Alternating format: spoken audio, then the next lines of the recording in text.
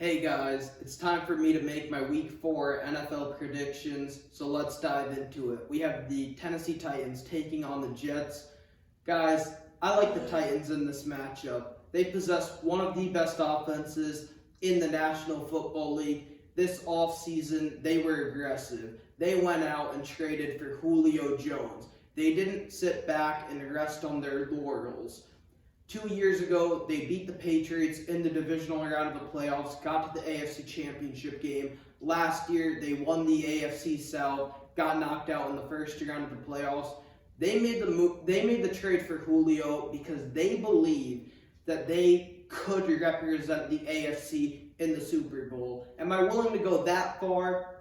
Not just yet, but this team should win the weak AFC South.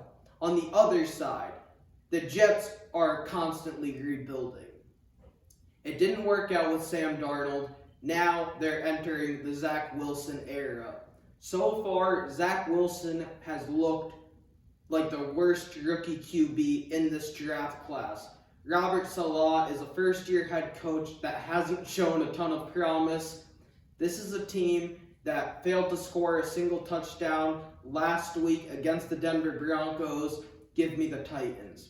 Next up, we have the Kansas City Chiefs taking on the Philadelphia Eagles. Everybody, stop. Kansas City is going to be just fine. I hate to say it, but this team played 3 of the best teams in the NFL. I picked Cleveland to win the AFC. They ended up beating Cleveland by the skin of their teeth in Week 1. In Week 2, they barely lost to the Baltimore Ravens. Last week, they played a good LA Charger team. Kansas City is going to be alright. This offense is as explosive as they come. On the other side, Philadelphia, coming into the season, I wasn't high on Philadelphia coming into the season, and I'm still not high on them. I don't believe in Nick Sirianni, and I still have some questions about Jalen Hurts. I'm not saying that Jalen Hurts is a bad quarterback. He's shown some potential, but this season is all about figuring out what he truly is. Philly has a tough schedule coming up, and I don't love their outlook. I got the Chiefs. Next up, we have a matchup between the Cleveland Browns and Minnesota Vikings. This is one of the more underrated matchups of the week. Kirk Cousins and the Vikings offense finally broke through and won a game that they needed to win in order to save their season. They have to win this game as well. They're going up against a tough test in the Cleveland Browns.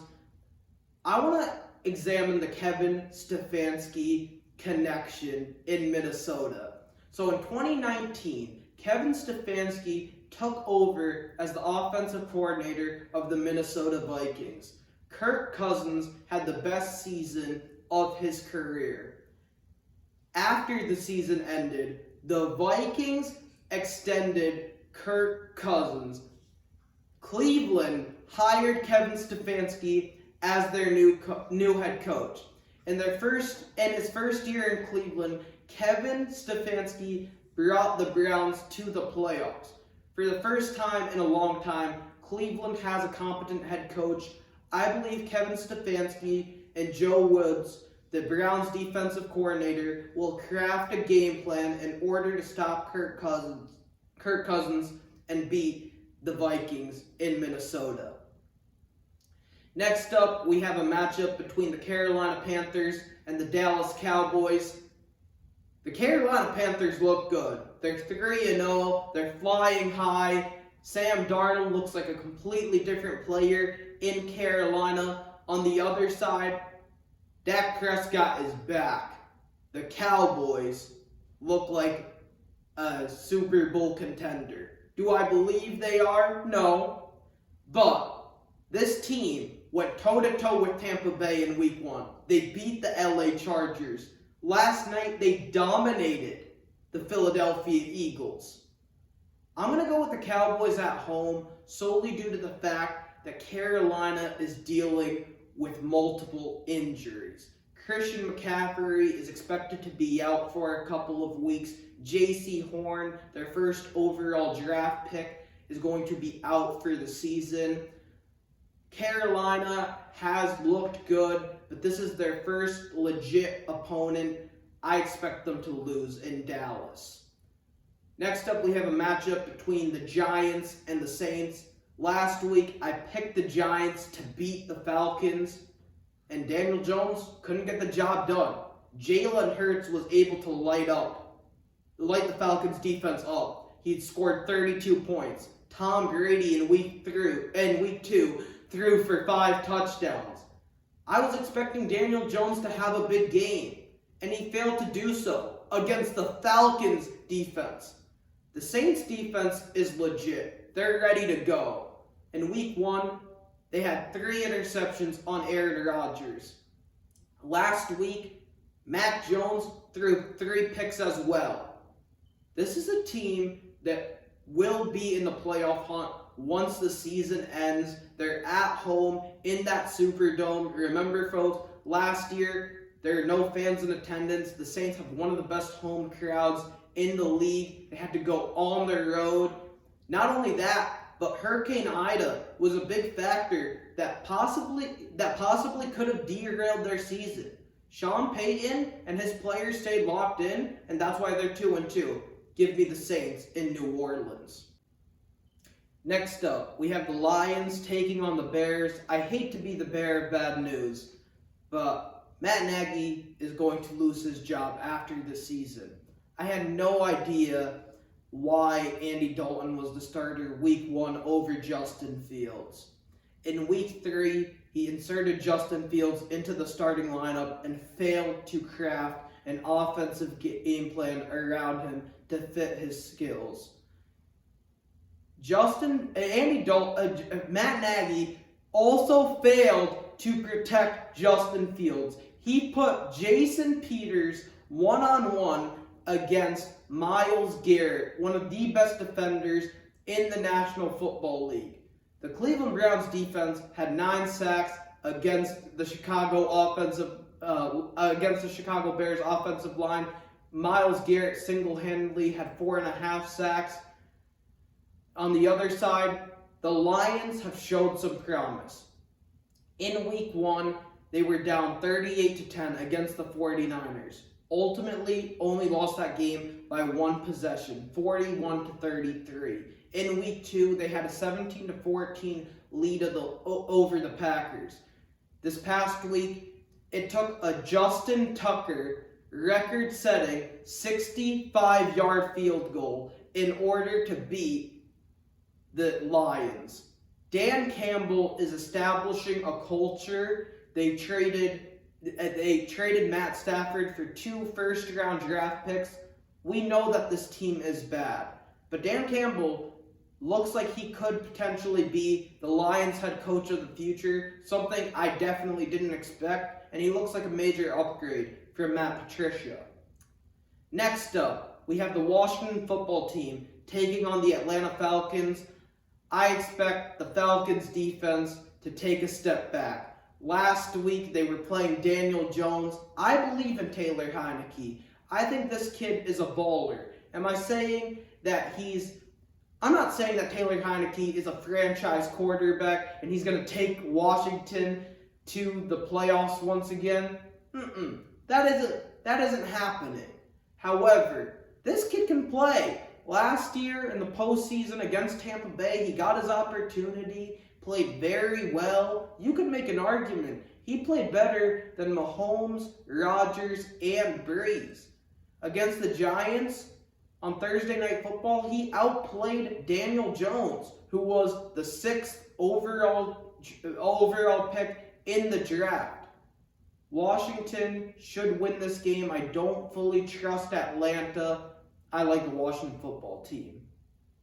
Next up, we have the San Francisco 49ers taking on the Seattle Seahawks. This is a must-win game for Seattle. Last week, I picked the Minnesota Vikings, and I said, Minnesota has to win this game. They're 0-2. They're fighting for their season. If they lose this game, someone's losing their job. Seattle can't fall to 1-3. They're better than 1-3. This is a team that should be in the mix for a playoff spot at the end of this season. This is an NFC West divisional matchup. I expect this game to come down to the wire, and I think Russell Wilson will make the necessary plays in order to win this football game. Give me the Seattle Seahawks.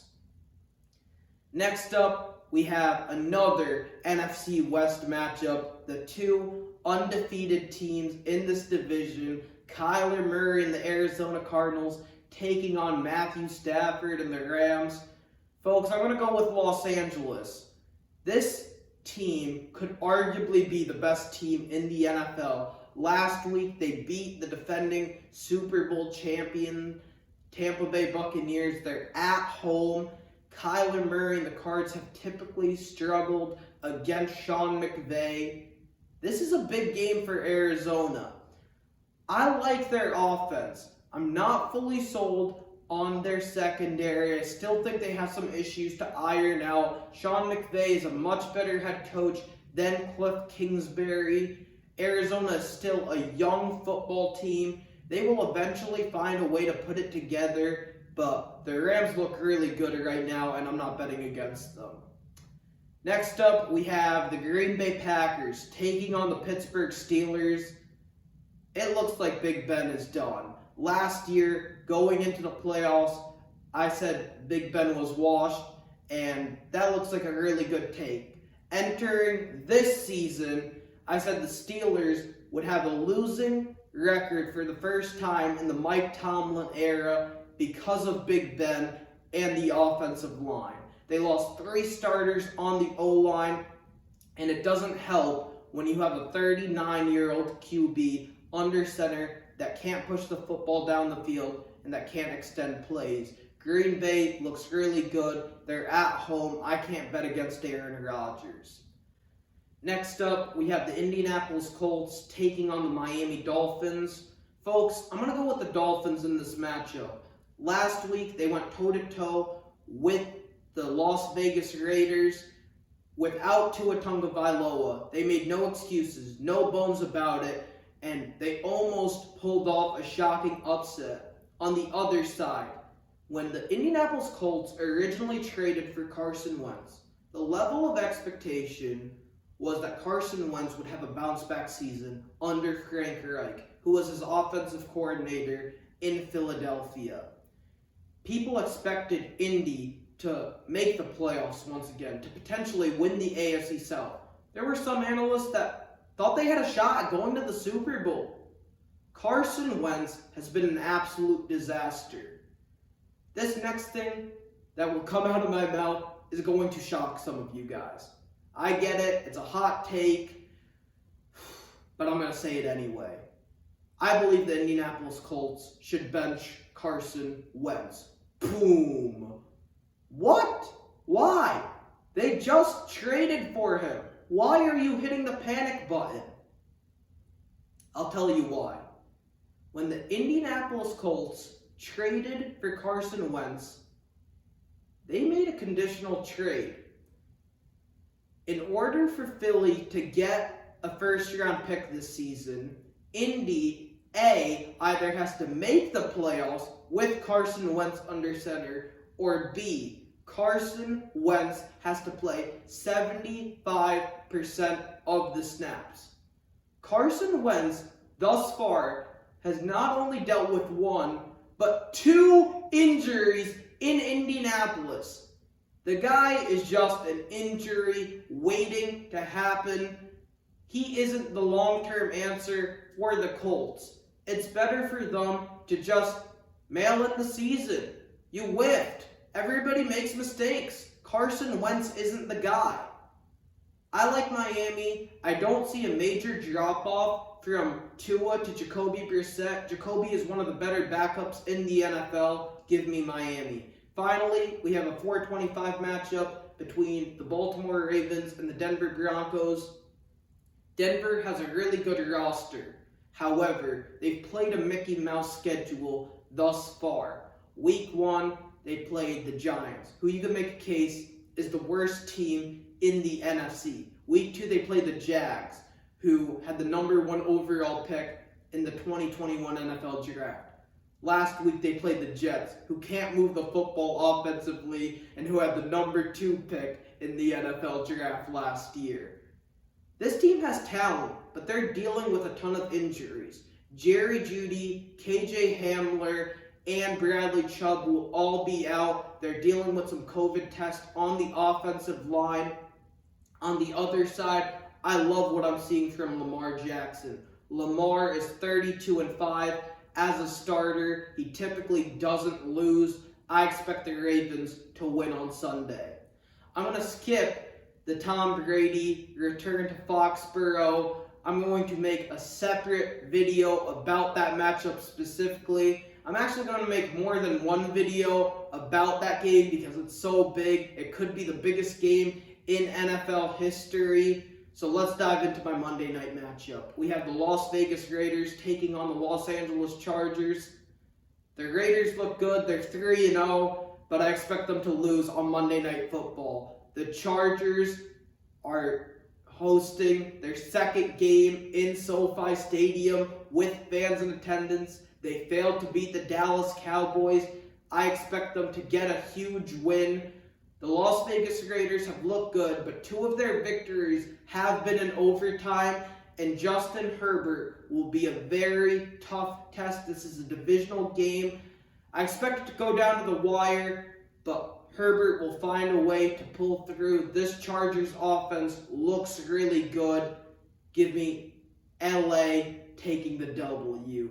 Thank you guys for watching. Hopefully you guys can give me a thumbs up and also subscribe to my channel. Feel free to post a comment in the section below and let's keep it going. Thank you guys.